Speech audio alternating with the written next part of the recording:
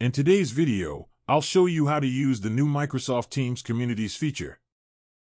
Microsoft Teams Communities is designed to help people connect, collaborate, and communicate outside of traditional work teams, making it perfect for groups, clubs, organizations, and communities.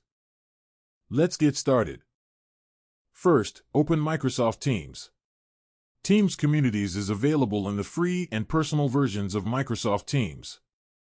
On the left-hand side, click on Communities.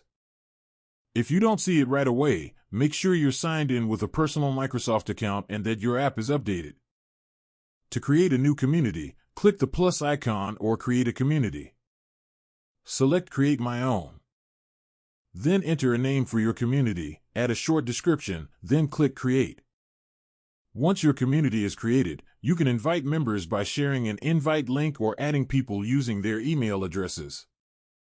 Inside the community, you'll see channels where members can post messages, share updates, and start conversations. You can post announcements, share photos or files, and react or reply to messages just like in regular Teams chats. As a community owner, you can manage members, moderate posts, and adjust community settings to keep discussions safe and organized.